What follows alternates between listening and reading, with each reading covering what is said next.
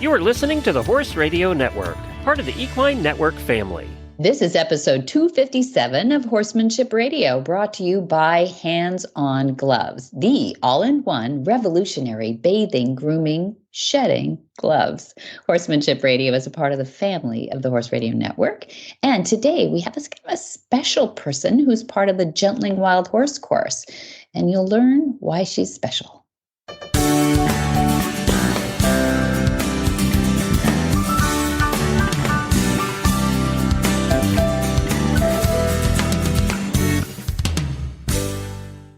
This is Debbie Laux, and you're listening to Horsemanship Radio. Thanks for joining us. Horsemanship Radio airs on the 1st and the 15th of the month. And of course, I could not do it without my producer, Jen. Hi, Jen. Hello, Debbie. How's everything in California? Oh my gosh. It's the adrenaline is rising a little bit. Excitement is building because next week is the movement, our 7th annual, but everything is great. It's really coming together. I'm so excited. And I thought I would even take a portion of this episode today to describe a little bit about what we're anticipating, which is really fun.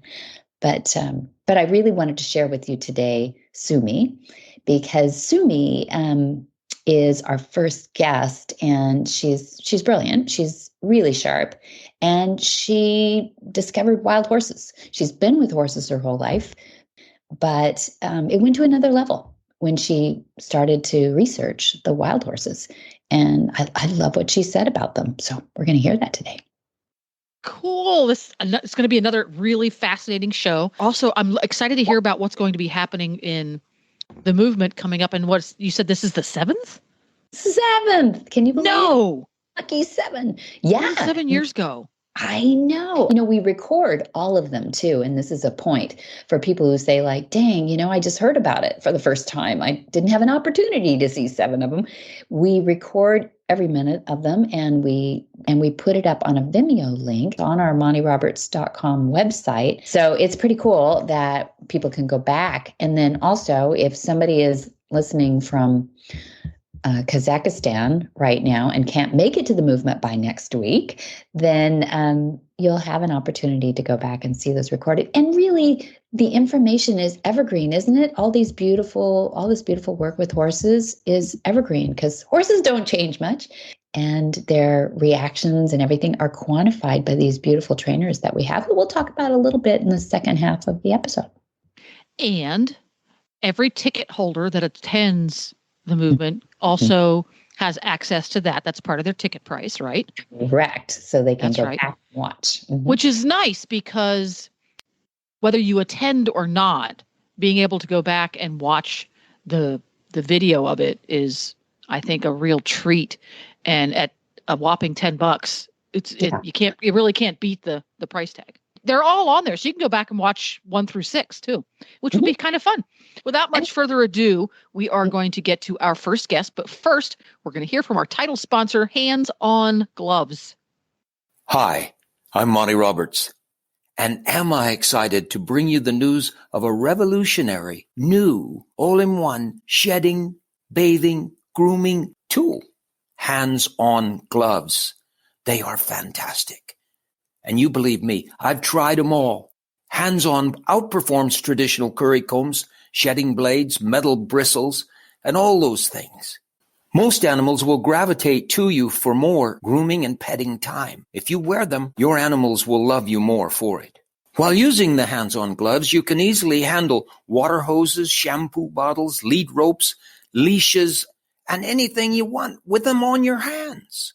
They are easy to clean, and they massage muscles and stimulate circulation while helping to distribute natural oils for a healthy skin and coat. Hands-On is changing the way we bathe, de-shed, and groom our animals forever. Hands-On gloves. They are fantastic. Sumee Chang was not schooled in natural horsemanship, but she is now working toward adopting 2 or 3 wild horses from holding pens this year. Sumee received a degree in English literature from Columbia University in New York in 1995, and she is a director of marketing for Walt Disney Studios in Los Angeles. Well, welcome, Sumee Chang. I'm so happy to have you here, but you are very American, even though that's an exotic name. Yes, that's. I was given that name when I was born in Royal Oaks, Michigan, many years ago, and Not grew that up. many years ago. quite a few. I've run out of fingers and toes for sure, a few times over. That's true.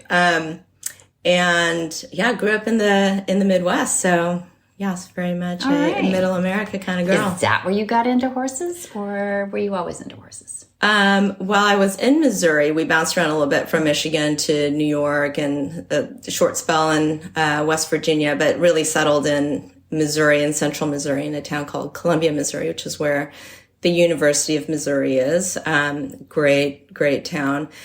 And, I think I was pretty much born with it. And I think most horse people will say I was born with it. The DNA? The DNA. It didn't kind of just pop one day. It's always been there, whether it was kind of latent or, there from when you were 2 and you wanted, you just gravitated towards horses. And certainly I was that person, just gravitated towards horses. And did your parents encourage it? They did not. Happens a lot. It's not understable to some parents. It seems like that seems very expensive and random. Yeah.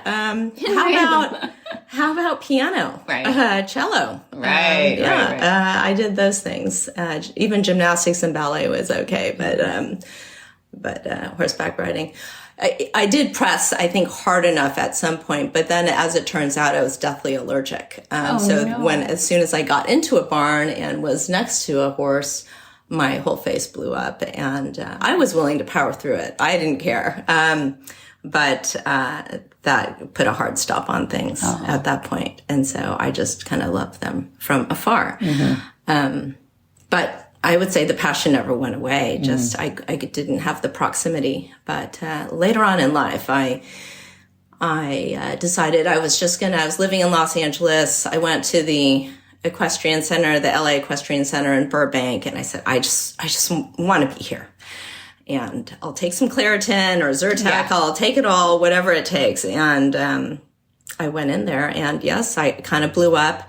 And I talked to some trainers, and I said, I'm ready. I don't want to wait another day. I'm powering through it I'm powering through it. And you know what? After 2 weeks of intense barn time, I was fine. It was gone. I was going to say, lifelong allergy.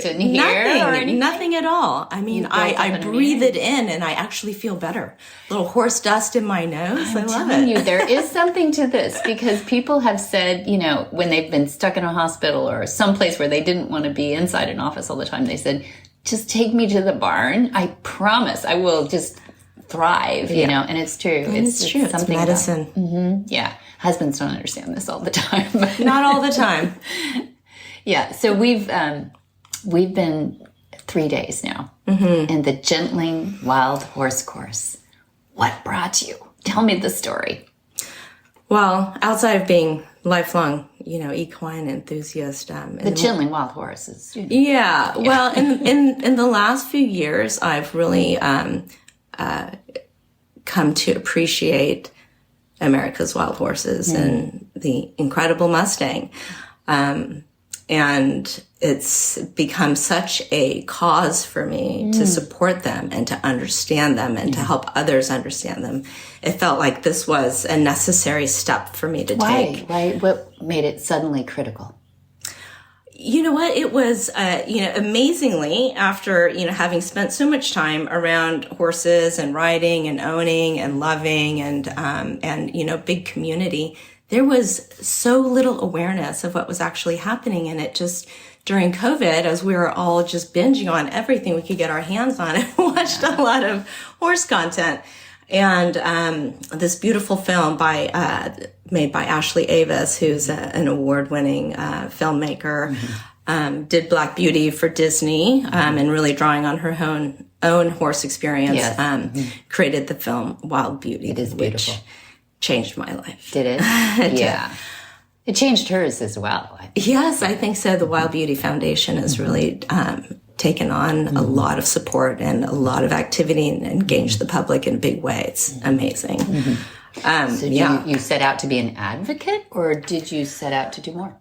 I set out to figure out where I could be useful, because there are a lot of voices out there. Not enough, but there are voices out there, and I found that where I thought the horses needed me was to pull them out of holding.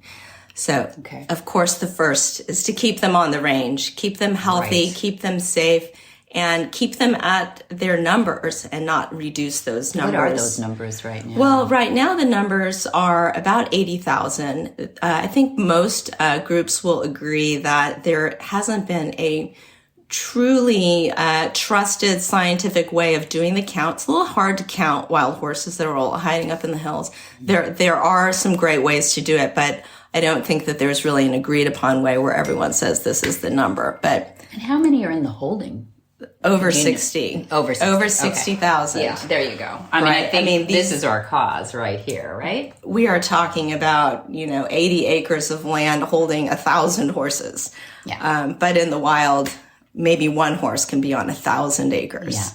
Yeah. So these horses desperately need a new life. So you want to adopt some? I'm going to adopt some. Oh, Not only do I want to, I'm going to adopt some. I'm trying to go through all the steps that it's going to take, because my goal is to make it more accessible, more understandable, and really be able to empower people to even consider the notion of owning a Mustang. I mean, I will be the first to say it's not for everyone. It's not for a dead beginner to say, I think I'll adopt a Mustang and train it myself and go riding. Happens. It does happen. I don't discourage it. But safety is always my number one concern when it comes to horses. And understanding the Mustang, understanding how it's different from a domesticated horse, and going about it the very best way possible from day one, I think is so critical. So that's really the piece that I'm focusing on, is bridging that gap between awareness and falling in love and understanding the history and the story of the Mustang and what makes them so special. And then getting to a state where they can be led, they're ready for their green broke, and they're ready to kind of move forward with a more traditional trainer. I don't mean traditional training, like conventional methods, but I mean with a larger set of trainers who would then be better equipped to just train up a green broke horse as opposed to one that had been untouched. You're going to help me. I think you have a little marketing background, right? A little bit. I've been with the Walt Disney Company in Disney Entertainment for the last 24 years. 24 years. It has been my entire life.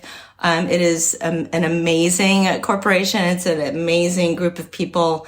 And I'm taking a lot of what I've learned there, and I'm hoping to bring it to the horse world. You're going to help me create a new term from green broke. Because that's one of the things we learn here, is that to break a horse. Yes, I need to break my habit of using the word broke. I mean, honestly, it is the pervasive term. And actually, Dad, I think I can almost quote Dad to say, right here, he would say, and it's the appropriate word if you think about the traditional breaking method. So, of course, halter broke, let's add to it. Broke to load, broke to trailer, all those breaking words, right? It's the same, even translated the world over. Can you believe it? I can, knowing what I know now about how horses have been trained and started. It's very appropriate. The fact that you said started warms my heart. Thank you. So you're 3 days now into the Gentling Wild Horse course here. It's a 5-day course. Tell us a little bit about the horses. Well, it's daunting. I've seen horses in holding. I've seen Mustangs in holding. These are wild horses. These are untouched.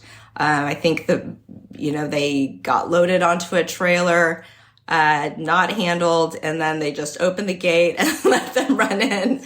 So, truly untouched. They're beautiful horses. They're quite large. I was expecting a little bit smaller. They're quite large. but they are, the most remarkable thing about them is even though they all look a little bit similar, I think they're all from the same herd potentially. They are so different. I mean, some of them are just night and day. They look like twins, but they are night and day.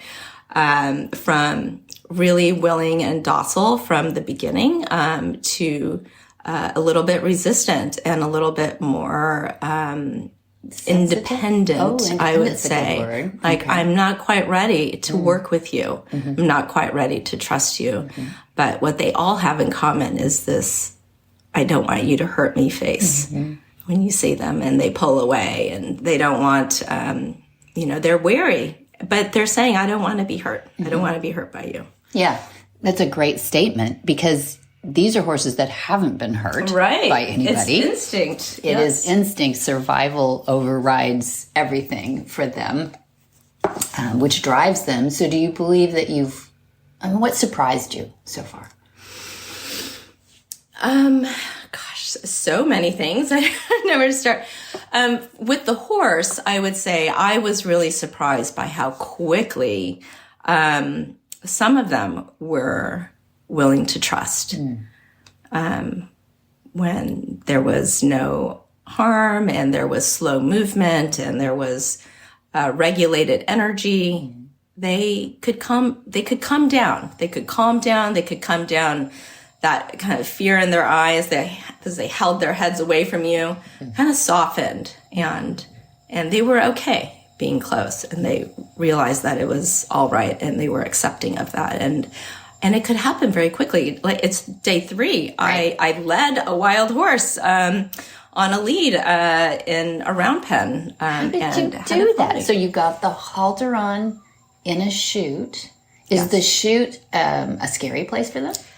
The hilarious thing is that within the first, couple of 10 minutes, 20 minutes, maybe less, the chute became their favorite place. And as soon as any exercise in that round pen was done, they would really just kind of look at the chute and say, "Can you open that gate for me? I'm ready to go back in." It's a very calming place for them. It's comfortable. They can't get hurt. The people can't get hurt. It's great balance. But you provided that drop in adrenaline by breathing. I watched your exercises. What did you think about that magic? So this is new magic for me, by the way. I know it's ancient magic for the world, but for me, this was the first time I had really practiced that kind of the art of breathing as a way to regulate. And there's such an immediate, they say horses are mirrors, and I hear that, and I kind of intellectually understand that, but to experience the horse as your mirror is a whole nother level. It's cool. It is cool. And the breathing, definitely having that deep diaphragmatic breath, and the exhaling and letting that horse know that I am calm. And you can be calm. So fun to watch you guys too. And there's applications to the human world as well. Oh, absolutely. I mean, a lot of the mindfulness practices really and meditative practices are about breathing. How did you first hear about Monty or this course? Well, Monty, the name I've known for decades. I think it's been decades. It feels like a very long time. The man who listens to horses. And perhaps it was when the book The Horse Whisperer came out, and it had been, his name was associated with that book, because he was known as the Horse Whisperer, the original Horse Whisperer. But I've kind of come to learn that Horse Whisperer in that book and the Horse Whisperer, Monty Roberts, are actually not the same thing, and the practices are not the same thing. So that was interesting. But I have known about Monty Roberts for a long time, but I'm learning so much this week about what true nonviolent and the language of equus type of training and connection is. It's not what I thought. It's different. It's a whole nother level. And I realize that it's something that you have to study, you have to learn, you have to experience, and you have to absorb. You can't just assume that it falls into any kind of general natural horsemanship bucket. Yeah, I was going to ask you about that.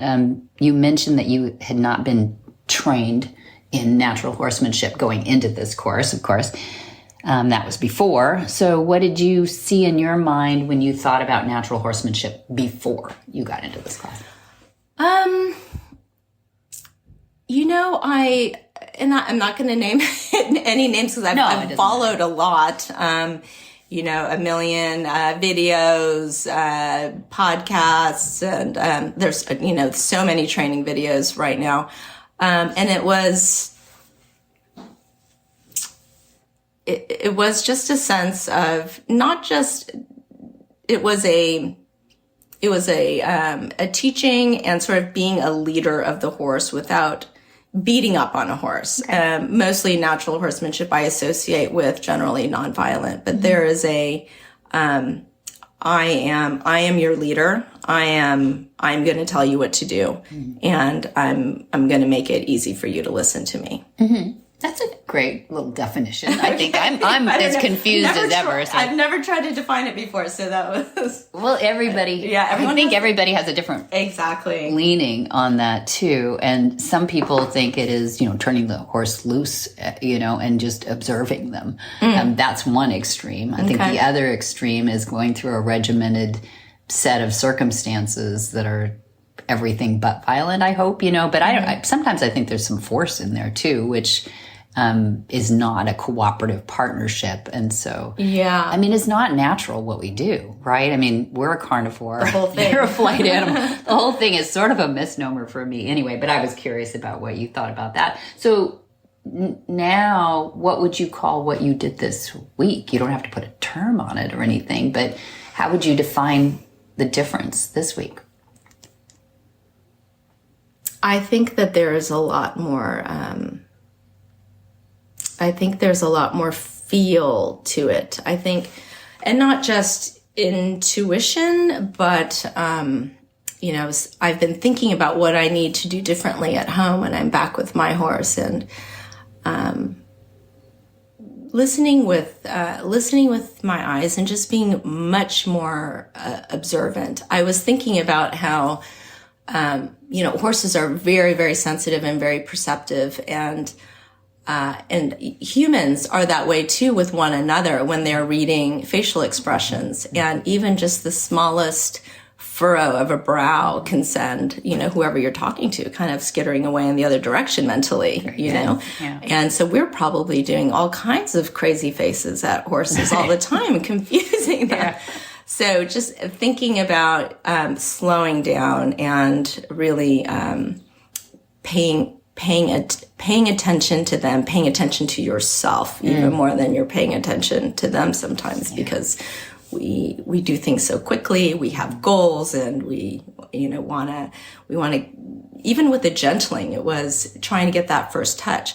We, in our minds, were thinking, I want to touch it. And these fingertips are going to touch that wither, as opposed to starting what we learned in the sessions about really starting with an internal intention of, and literally internal, like in your breath and in your gut, and having that slowly move through your body, and the fingertip at the wither, or just the back of your fingers at the wither, just becomes sort of the end result of that, not your original intention. Good. Yeah. Great observation. I think so too. And they're reading us from the moment they're in that pen. Right. They don't miss anything, and I think that's surprising to people. Their movements, the snap of the eyes can make such a difference with the horses. So it's fun to watch from the outside. And Monty, Dad, has been on the wall watching some of your instruction, and he says he learns a different thing every day just watching you guys. You heard him say that last night? I did. Yeah. So I think powers of observation is a superpower of his. It is. But you just nailed it on the definition too. So you got to see a little bit of the documentary, which is not out yet, but you got to see exciting. Some of it. Thank you for that exclusive screening. Yeah, that was really fun. If you had to categorize Monty in the equestrian industry, what do you think? How do you slot him? Oh, he can't be slotted. I think literally I've never slotted Monty. I mean, maybe I had associated him most closely with the natural horsemanship movement. But, you know, and I will say before I got here, I always sensed that he was different in a way, but I didn't know how. And I certainly wouldn't have been able to articulate it in any way. There was something about how he was doing things that other trainers that I've seen under natural horsemanship, like aggressively whipping around a horse around a round pen to establish leadership, not whipping in a truly painful way, but a bit of a terrorizing way. Yeah, terrorizing. Or, you know, hooking a hoof and holding on to that, making him three-legged for a while, dominating things. And so, you know, figuring out those differences in this session has helped me understand why I've always set Monty kind of apart, even though I hadn't been in one of his clinics before. I can't wait to see what you're going to do with all your skills that you learned in here, but mostly your mind. You know, I'd love to follow your mind. What do you do with your time, your volunteer time, your work time now with the horse industry? I know you want to adopt, but do you have any passion projects? I do. I have, it's very Mustang focused right now. And we are part of an up and coming nonprofit that's really built around, again, empowering the broader horse community to embrace the Mustang, to understand its history, its personality, and empower them to consider owning one and giving them the tools to do that. The important part, isn't it? The tools. Yeah. The tools are key. But I also do, as that's in the works for getting launched, I'm also volunteering for a fantastic nonprofit called the Cloud Foundation. Many folks may have heard of it. Ginger Catherines is the executive director of that, and she is a filmmaker, documentarian, and she did a series for PBS, the nature series, called Cloud, the Wild Stallion of the Rockies, and really was the only film to document a wild animal from birth continuously all the way to its death. And Cloud was he's no longer alive now. He was born in 1995 in the Pryor Mountains, and she followed his life and the life of the wild horse all the way to his death in 2016 when he died. But he died wild and free. And so the organization really supports building awareness around the shortcomings of some of the management policies around our wild horses, because it can lead to extinction of them the way it's going. It can. I'm concerned about that too, Sumee. Yeah, and there are some people doing it really right. And I hope that we can focus on them. So I'd love to hear more about the Cloud Foundation and see how they're doing that, because we have some sort of thoughts about DNA and how do you keep those bands. Yes, just the viability of maintaining herds and their genetic viability, and there are all kinds of historic breeds that really need to be preserved, and they all do. But there are various reasons to really focus on specific areas, different herd management areas in different herds, and we should absolutely have a future podcast where we really talk about all the work and the research. Every advocacy group is a little bit different. The ones that I like to focus on are the ones that really have done their research, are based in the scientific community, and are using verified, vetted, peer-reviewed data sets that speak for why they make the statements that they do and ask for the things that they do. Good. So last thing. Your impression of Shy Boy, who's still with us here. You got to see him in the documentary last night. He's still here with us. He's over 30 now, which is, being that he was captured in the wild, a lot of compromised immune system, right? We've got internal parasites, all those things that happen between age 0 and 3 to the wild, but was then captured by the BLM and then adopted by Monty. But you get to see him in all his glory. What do you think? He looks like he's a bit of a firecracker still. He has got a sparkle in his 31-year-old eye. That's true. I am thrilled to have the opportunity to meet him. I walked over to his pasture, and he just walked right up, and he stuck his nose out and gave us a bit of a nuzzle. And I am excited to read his autobiography as interpreted by Monty, which I just purchased today. I haven't seen it before, and I just did, so I'm looking forward to reading it. It's very good. It's very, yes, it's very shy. It's very good. Well, thank you, Sumee Chang, for being with us on Horsemanship Radio. And I can't wait to have you back, hear a little bit more about Cloud and what your life is going to head in the direction of with Mustangs. Thank you so much. And thank you for sponsoring these clinics. And I'm so glad to hear that there are going to be more of them offered each year. There are people from all over the world here, which is incredibly impressive. And I'm so impressed by the commitment by the horse community to really understand the horse better. A couple of years ago, I don't know how long ago it was now, but we had you on a number of our shows talking about the Equus Online University, which had just come out. It has developed. It's become better with the search engine in it, and it's become better with the forum because we have such an amazing, a lot of those forums, people get on there and go, oh, no, you're not. Yes, you are. No, you're not. Yeah, usually it ends up with the whiners on forums. Exactly. Right. And it's not. What I see is a mentoring. Actually, it's almost the polar opposite because we do give these rosettes out for people who've completed so many lessons. And once the rosettes started, now we have we're up to 5 rosettes for somebody who's watched every lesson. And you have those rosettes by your forum personality in your profile.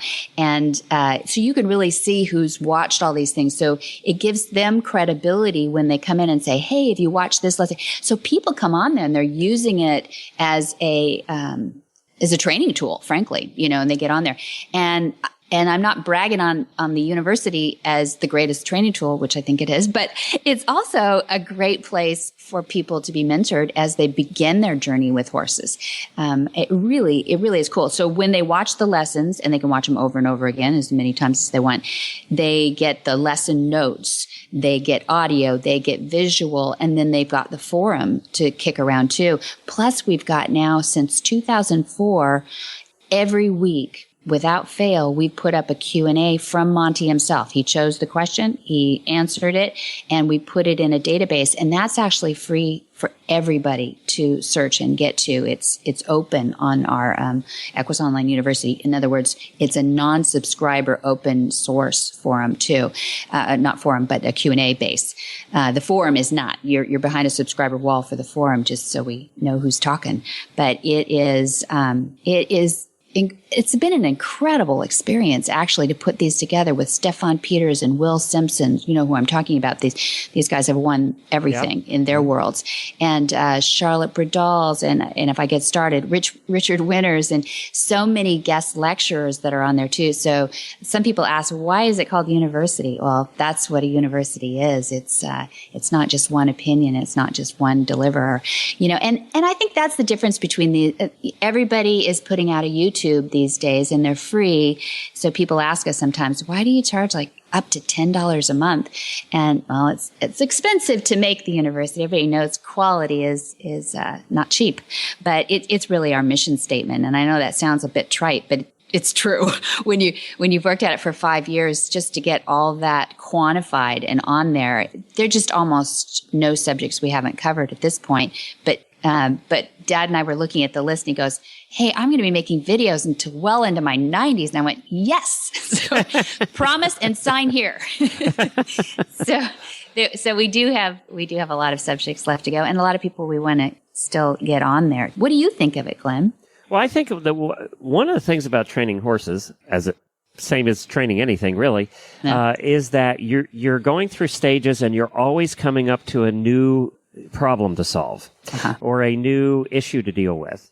And what I like about the university now that you have so much content on there is that whatever issue you're running into, there's going to be something on there to help you. So not many people are going to go on there and watch all the videos, because there's just so many of them. What you're going to want to do is go on there and you're going to want to watch the videos that relate to the situation you're in currently with that particular horse. And that's what I like about it is it has so much content now that whatever you're dealing with, you're probably going to find an answer somewhere, somehow. And if not, you can go to the forum. Yeah. So, that's what I really like about it is wherever you're at now is where you can find that situation. Plus, YouTube is so full of crap now. And I'm not saying that every video on there is crap, but we all know what we're talking about. Yeah. There are some that are. And, one of the things that I really like about this is, you can trust it. That what you're seeing is something you can trust. I've tried doing repairs on appliances and things off of YouTube videos. and some of them are good, some are not so good. And one of the things I couldn't get back together again. So, it was, that. At least you didn't hurt yourself. That's right. Good. So that's what I really like about it. And for that, yes, it costs a few pennies to do it, but it's worth it. Nice. It's worth it to do it right. Yeah. Yeah, that's it. And it is tried and true. Everything on there is so tried and true. If not, they'd be throwing tomatoes at us in the forum. But it really does work. And we are so happy that so many people have been interested enough at least to go there, and I should plug in the website right now is www.montyrobertsuniversity.com, because people can get a free day pass on there and go see what we're talking about and check out that search engine too. You can put in the weird little keywords and you find all kinds of crazy stuff. It really is cool. And it breaks it down by not just the lessons first, then it goes into the Q&A database, and then it goes into the forum. So you can actually pick and choose where you pick up those keywords from too. So it's great. And then you also have little challenge questions, which I love, the little tests at the end. There's always 4 questions at the end of your lesson to make sure that, you were watching. And if you get it wrong, it just says, want to try again? And so by process of elimination, you get it right. And then it moves you on. And that's how you get your rosettes, that you've accomplished that lesson and that you get to move on. But what you just said is so important, because when we were setting this idea up, nothing really existed like it. We didn't want it to be first you have to do 1, and then you have to do number 2, and then you have to do number 3, and like it was some sort of programmed process. Yeah, because that never works. It doesn't. Because we wanted people who were amazing trainers to jump in there and go, this is what what does Monty say about this? Or what does this trainer say about that? And they could be at a world-class level, or it could be a very beginner saying, where do I start first? And you can just go down the lessons if you want.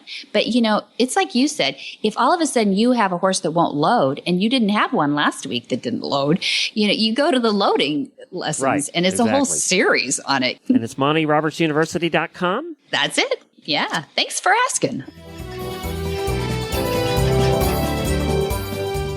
When this podcast goes out to the universe, it will be just a week before the movement comes out. So we wanted to give everybody a thorough overview of what's going to be happening.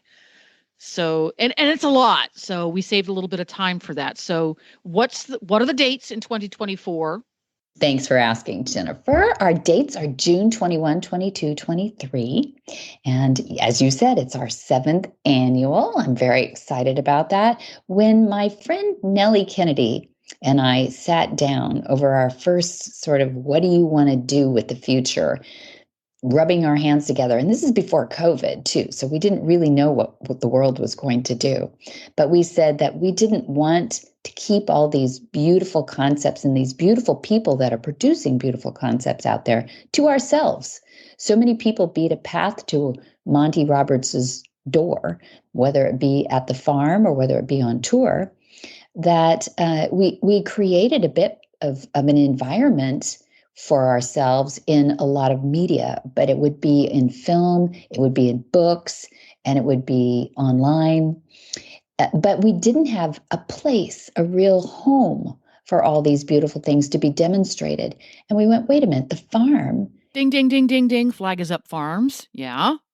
So let me give you a little overview of what we have planned for this year's movement. Jamie Jennings from Horses in the Morning, and she has been to every one of the movement's events. And so we're not going to make any exceptions this year. But I thought, you know what? The one person that is so much fun to work with Jamie is Joanna Lowes from Wales. So we've invited Joanna Lowes, who was Dad's rider on tour for 5 years and helped him get all over Europe and South Africa and Australia and parts unknown. And so she's so talented. So we get Jamie and Joanna Lowes and Monty together. It is the most amazing work. And that's going to be, our centerpiece of horse training for sure. Well, we're bringing in Katerina Kofod. Are we fitting our horses with their bridles and their saddles correctly? So she's going to teach us a little bit more about the anatomical reasons why equipment is so critical, especially on the nerve endings in the horse's head.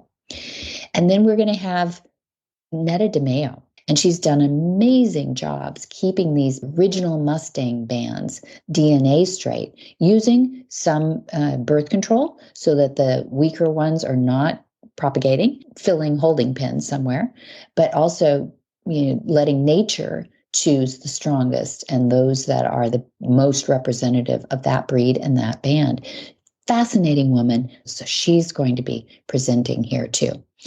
Let's throw some fun in there. We've got Jared Rogerson. He's a singer and a hit songwriter. Had him last year, and we decided we got to have him back too. So we made him promise before he left last year that he would let him leave, were you? No. We trapped him, I think, in an apartment here, didn't we? And he is acquiesced, and he is coming back too. So the one fun thing about Friday, when you get here on Friday, if you're one of the people able to participate, or if you see this on Vimeo afterwards, or if you're still trying to make the decision and you hear this, come, because the one thing that's fun is we're going to start it at 1 p.m. But before that, we're going to have an early opening because we're the West Coast premiere of the exhibit, the photographic exhibit of Robert Dutesco's The Wild Horses of Sable Island. He's never been on this coast. He has collectors on this coast, but it's the most breathtaking. He has them up on contacts, and it's aluminum, I think, that they're on. They just glow, and it's in, of course, then it's like a black and white grays image of these huge, oversized photos. They're just about life size. Yeah. The horses in the pictures are just about life size. Yeah. Exactly. And the horses are not that large, so you can do that. But, they're not draft horses. They're little, those little barbs. But they're amazing. Such a blend of probably Icelandic horses and certainly the Portugal and Spain contributions from the shipwrecks that happened off this little spit of sand that is off Nova Scotia, off the east coast of Canada. Not that far, Jen, from where the Titanic went down. So that tells you a little bit about the harshness of the environment. Yeah. So he's going to be presenting before we start at 1:00 on Friday. We'll have a sort of a soft opening because he's going to be there. We're going to have a little acoustical guitar underneath, just setting the mood. And then we break it out with Monty and the round pen right there next to the barn. And then we're going to get started with our wild horses over at the gentling pen. And we're going to see the progression over 3 days of how far we can get horses to go from wild to willing, right? That's going to be a lot of fun. And then Saturday is our big day. I mean, 9 to 4, we're going to be working with horses. We're going to hear from Netta. We're going to hear from Katerina. We're going to pull in Miguel Lupiano from Brazil and Manjeev from India. They'll all be hands-on and helping teach and support Monty and our trainers. And then at 4 p.m., we're going to play a trailer from Sable Island Wild Horses documentary and a Q&A with Monty and Roberto. That'll be fun. And then we're going to have, the screening documentary that has been winning awards across the United States now at these festivals, The Cowboy and the Queen. That'd be the Queen of England and Monty. In 1989, both with the love of horses, and both knew there was a better way, but hadn't said anything, really. The Queen kind of suppressed that knowledge as well. She had some people don't know this, but she had a trainer for herself when she was just about a little girl, a wee little girl. And the trainer was the one who kept pushing for gentleness with her horses. And that was non-traditional. And, he basically, I don't want to say fired, it's too strong a word, but he was asked not to come back. And the queen was always very disappointed in that. And she, kind of felt bad about that, as you would as a young girl. When she saw this, she told Dad, Noel was right. And his name was Noel. And it's in the documentary when she does a little fist pump, when he puts the first rider up on this horse in about 15, 20 minutes. And you'll see that in the documentary. So these festivals have put the Cowboy and the Queen kind of toward the end of them, because some of those festivals, documentaries can be dark these days. We've got stories of the Ukraine, stories of global warming. We've got all these really crazy It's pretty dark. Yeah. subject, right? Yeah. And that's what documentaries often chronicle, right? Are some dark subjects, but they're loving this because it's real. It's an authentic story, really happened. They fact check in these things. So it's so fun that we get to share this with those people who are coming to see hope, and also hope for animals too. So it's about two influential people who got together who said, okay, that's enough. We don't need violence in the training of horses. In fact, it's more efficient and much more kind to partner with your horse. And they actually are pretty generous to say, yeah, okay, if you'll treat me well, I'll be okay with you too. And so you're not only going to see demonstrations of that and what that looks like, but you're also going to get to see a really world-class documentary about that, affirming everything. And there's going to be people in the audience, I'm sure, who go like, I knew it. I knew that my gut reaction when my trainer told me to hit the horse a little bit, you got to just at some point show them who's boss a little bit, and that's what we all grew up with a little bit. I guess I might be an exception to that. I was going to say, you didn't. I didn't do that. But, almost everybody has that experience as a lesson taker, or, working with any trainers as a kid. You don't stand up to people who told you, that's kind of what you had to do, because who taught them? Generations and generations. So we can't, we'll cut them a lot of slack too. Anyway, that's Saturday night, and that'd be late afternoon and screening that. And a Q&A, of course, because you want to hear from the guy who's in the movie. And then Sunday we'll start again. We'll see the progression of those horses at 9 a.m. And we'll wrap up with the training sessions, and also one more little advocacy piece by Roberto De Tesco about I Am Wild, which is a foundation he has started, and it combines art, beauty, and horses. And he's going to take this into the future. That's what we want to leave people with, Jen, is that there's something to do. It's something we can do to help when we leave. And there's a lot of opportunities, and you'll hear lots of opportunities of things to do, to volunteer, to contribute. It builds critical mass. And that's what we set out to do, Nellie Kennedy and I. And we hope that we're making a little bit of difference. There we go. So be prepared to be educated and inspired in equal parts. Thank you. There we go.